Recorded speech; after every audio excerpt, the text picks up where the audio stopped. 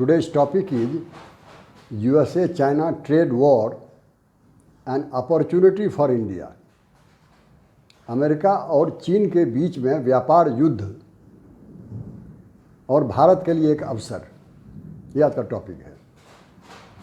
ये चीन और अमेरिका दुनिया के सबसे अधिक अमीर देश हैं। ये दोनों अमीर देश आपस में जो है दौलत, दोनों के पास बेहिसाब दौलत है, वो तो है। दुनिया का 40% जो उत्पादन है, जो आउटपुट है, वो भी इन्हीं दोनों की मुट्ठी में बंद है। अगर ये जवाबदेही के साथ नहीं चल पाए, आपस में बच्चों की तरह लड़ते रहे, तो दुनिया के लिए भी परेशानी होने वाली है या हो रही है।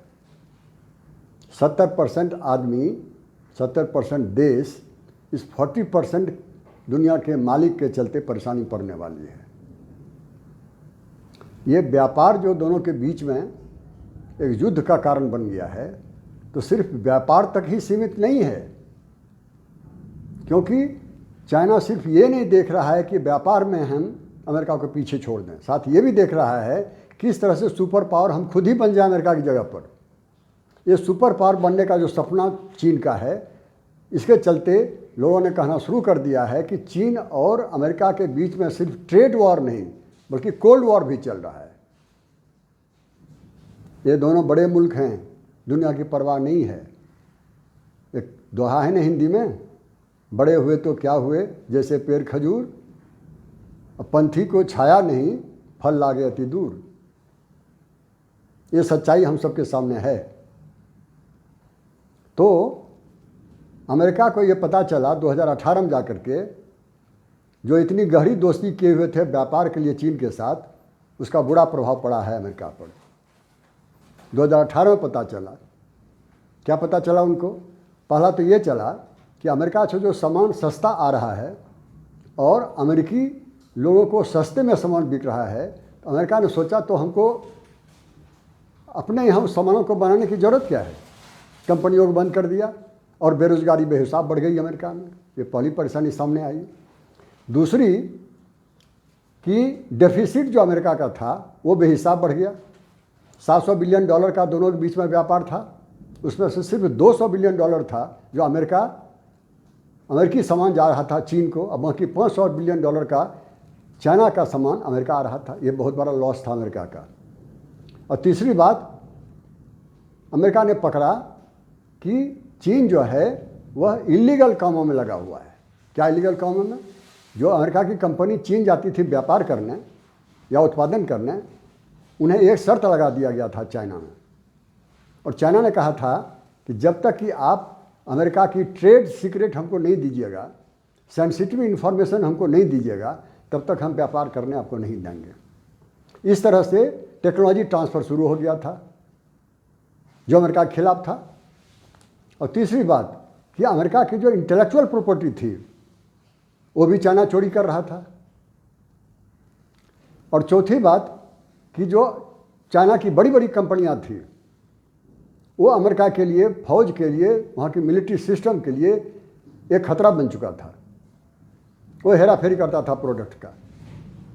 और अंतिम बात ये कि जो डुअल टेक्नोलॉजी होता है, जो सिविल के लिए भी होता है वो टेक्नोलॉजी और मिलिट्री के लिए भी होता है, वो सारी टेक्नोलॉजी को मिसयूज़ कर रहा था चीन। ये बात 2018 में सामने आई जब डोनाल्ड ट्रंप वहाँ के प्रेसिडेंट थे। लेकिन मैं उनको दोष नहीं दूंगा, क्योंकि वो तो सिर्फ 2 साल पहले आए हुए थे 2016 में। ये पहले ही परेशानियाँ अमेरिका ने खुद ही मोल ले ली थी।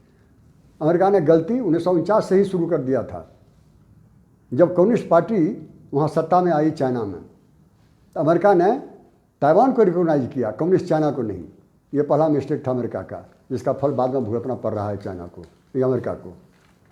दूसरा मिस्टेक 1972 में किया, जब किसिंजर डॉक्ट्रिन सामने आया, तो उसके अनुसार कम्युनिस्ट चाइना को सिक्योरिटी काउंसिल का, यूनाइटेड नेशन के सिक्योरिटी काउंसिल का परमानेंट मेंबर बना दिया और ताइवान को पूरी तरह निकाल दिया। तो तीसरा मिस्टेक था 2001 में, जब अमेरिका ने सपोर्ट किया चाइना को और कहा कि आप वर्ल्ड ट्रेड ऑर्गेनाइजेशन का मेंबर बन जाइए, WTO का, और साथ ही साथ मोस्ट फेवर्ड नेशन का भी स्टेटस उनको ऑफर कर दिया। ये सारे मिस्टेक अमेरिका ने पहले ही किया हुआ है, चाइना को सिर पर उठा लिया है, उसका फल अमेरिका भुगत रहा है। अभी कहा जाता है कि जो परेशानियां आज व्यापार को लेकर के या कोल्ड वॉर को लेकर के हो रहा है चाइना से, उसका बीज 1949 में ही बो दिया गया था और बोते चले गए 1972 से लेकर के 2001 तक। ये सारे ग्राउंड वर्क तभी हो चुके थे। तो 2018 में जब पता चला कि ये परेशानियां हो रही हैं अमेरिका के लिए, तो फिर प्रेसिडेंट ट्रंप ने एक्शन लिया। क्या एक्शन लिया? पहला ये लिया कि चीन से जो सामान आ रहे थे उस पर $550 बिलियन का टैक्स बढ़ा दिया, टैरिफ बढ़ा दिया। दूसरी तरफ चाइना भी चुप नहीं रहा, वो भी रिटेलिएट किया, उसने भी $200 बिलियन का टैरिफ बढ़ा दिया अमेरिकी सामानों पर। और तीसरा एक्शन जो अमेरिका ने लिया वो ये, जो चाइना की सबसे बड़ी कंपनी है हुएवी कंपनी को ब्लैकलिस्ट कर दिया। कहा कि ये हमारे लिए सिक्योरिटी का खतरा बन चुका है, मिलिट्री के लिए खतरा बन चुका है। साथ ही 68 और कंपनियां जो अमेरिका से एफिलिएटेड नहीं थी उसको भी ब्लैकलिस्ट किया। इसके बावजूद कुछ ऐसी कंपनियां थीं जो इलीगल कामों में लगी हुई थी, उनको रेस्ट्रिक्ट किया या पूरी तरह से उनको सैंक्शन कर दिया अमेरिका ने। ये सारी परेशानियां तो होती रही। और अमेरिका ने ये भी देखा कि चाइना बहुत सारा सामान तो खरीदता है अमेरिका से, लेकिन एग्रीकल्चर का, कृषि का सामान नहीं खरीदता है। तो ये भी एक प्रेशर चाइना पर जाना था कि भाई आप चाइना की, अमेरिका की खेती का सामान क्यों नहीं खरीदते हैं। उस पर भी अमेरिका ने उसको बोझ ला दिया चीन के ऊपर में। ये सारा एक्शन अमेरिका ने लिया और प्रेसिडेंट ट्रंप साहब बड़े खुश हो गए कि बहुत बड़ा एक्शन उन्होंने ले लिया।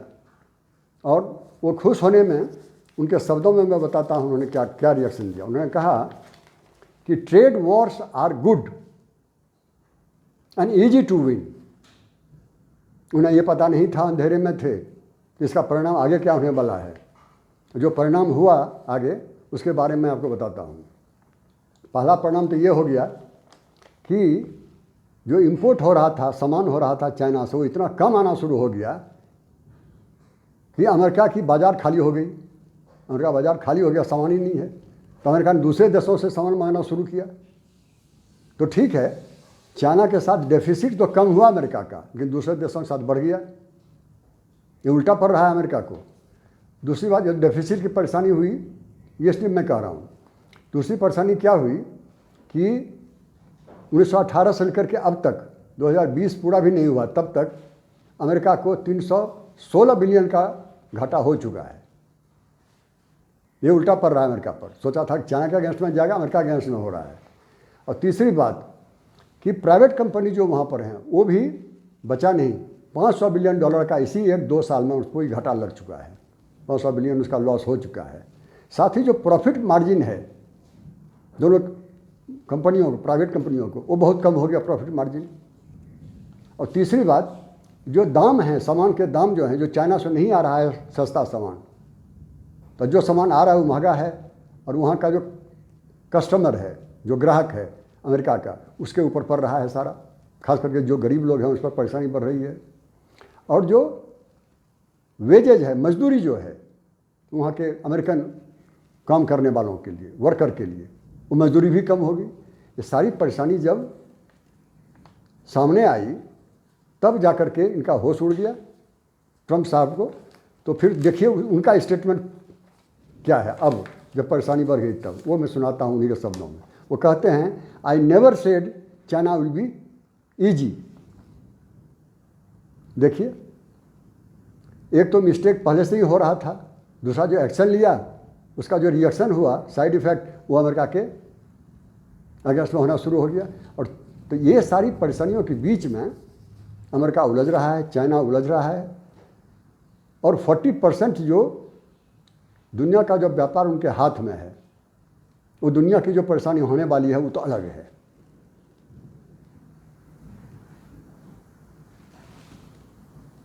ऐसा नहीं है सिर्फ अमेरिका की ही परेशानी बढ़ी ट्रेड वॉर के चलते, चाइना भी अछूता नहीं रहा।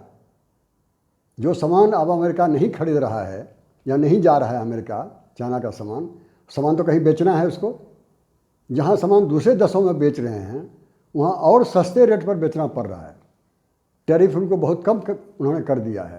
ये बहुत बड़ा घाटा चाइना को उठाना पड़ रहा है। दूसरी बात, जो चीन में बड़ी बड़ी कंपनियां हैं वो वहाँ से निकल रही है, दूसरे देशों में जा रही है। और तीसरी बात, अनएम्प्लॉयमेंट बेहिसाब बढ़ रहा है। जब अमेरिका को सामान नहीं चाहिए तो फिर उसका उत्पादन भी नहीं होगा, उत्पादन नहीं होगा और कंपनियां बाहर जाएंगी तो फिर बेरोजगारी तो बढ़ेगी। ये परेशानी चाइना की हो रही है। साथ ही साथ स्टॉक मार्केट इनस्टेबल हो रहा है। बहुत सी परेशानियां हैं, उसमें से ये 3-4 प्रमुख परेशानियां हैं। इन परेशानियों को दोनों ने झेला, अमेरिका और चाइना ने, और रियलाइज़ किया हम लोग बहुत ज़्यादा एक दूसरे के खिलाफ सख्त हो गए हैं, थोड़ा सा मुलायम होना चाहिए, सॉफ्ट होना चाहिए। तो सॉफ्ट होने के लिए क्या किया? पहला काम क्या किया कि अमेरिका ने जो हांगकांग की आलोचना करता था कि डेमोक्रेटिक मूवमेंट होना चाहिए, या सिंजियांग पर जो आलोचना करता था चाइना का, उसको थोड़ा कम कर दिया, सॉफ्ट हो गए वो। और चाइना ने भी एक काम किया कि अमेरिका का सामान ज़्यादा खरीदना शुरू कर दिया है। जो इल्ज़ाम होता था डेफिसिट का, उसको कम करने के लिए। और तीसरी बात, जो अमेरिकी इल्ज़ाम उस पर लगाया गया था कि आप इंटेलेक्चुअल प्रॉपर्टी की चोरी कर रहे हैं और टेक्नोलॉजी ट्रांसफ़र कर रहे हैं, उस पर भी चाइना ने कहा कि हम एक्शन ले रहे हैं कि ऐसा नहीं होगा आगे। ये सारी बातें हुई हैं। तो ये सारी ट्रेड से रिलेटेड बातें हुई, लेकिन ये ट्रेड तो एक अंग है सिर्फ।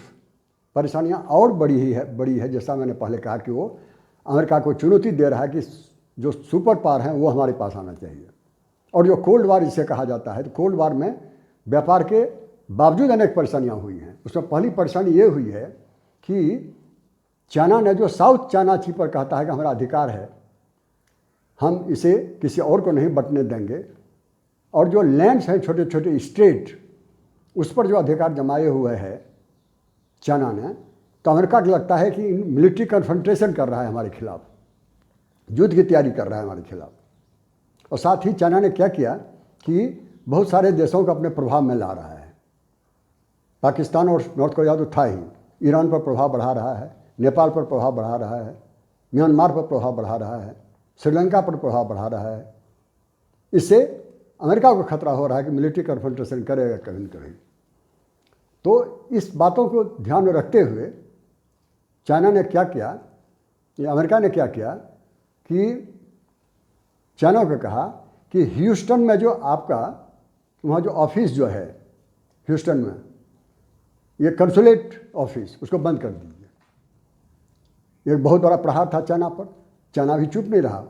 चाइना ने भी कहा कि आपका जो ऑफिस चेंगडू में है, जो कंसुलेट ऑफिस, उसको भी आप बंद कर दीजिए। इन्होंने बंद कराया तो उन्होंने भी बंद कर दिया।